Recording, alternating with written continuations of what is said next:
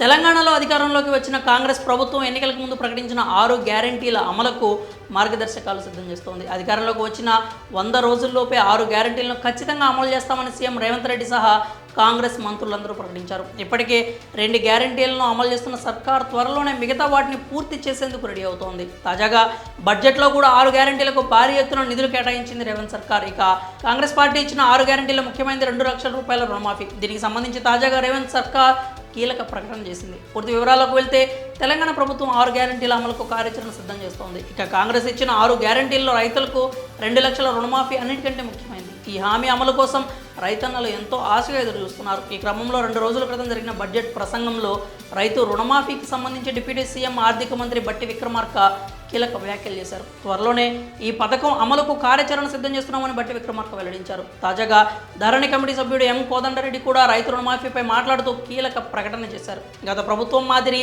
విడతల వారీగా కాకుండా ఏకకాలంలో రైతు రుణమాఫీ చేస్తామంటూ ఇచ్చిన హామీకి తమ సర్కారు కట్టుబడి ఉంది అని తెలిపారు. ప్రస్తుతం ప్రభుత్వం రైతుల అప్పుల వివరాలు సేకరించే పనిలో ఉందని తెలిపారు. అందుకు సంబంధించిన పూర్తి సమాచారం రాగానే 2 లక్షల రైతు రుణమాఫీ హామీ కార్యరూపం దాల్చుతుందని వెల్లడించారు. రైతు బంధుకు సంబంధించి కూడా కాంగ్రెస్ ప్రభుత్వం కీలక ప్రకటన చేసింది. అర్హులకు మాత్రమే రైతు బంధు అమలు చేస్తామని ప్రకటించిన సంగతి అయితే తెలిసిందే. అంతేకాక అక్రమంగా భూములు పొందిన అధికారులపై విచారణ జరిపి చర్యలు తీసుకోవాలని పలువురు ప్రభుత్వాన్ని కోరుతున్నారు. అలాగే ధాన్యానికి మద్దతు ధర కంటే తక్కువ వచ్చినప్పుడు బోనస్ 500 రూపాయలు ఇస్తామని తెలిపారు. ప్రస్తుతం ధాన్యానికి మద్దతు ధర 2060 రూపాయలు కాగా కొనుగోలు కేంద్రాల్లో 2600 ఇస్తున్నారు అన్నారు. అందుకే బోనస్ గురించి ప్రస్తావించలేదని తెలిపారు.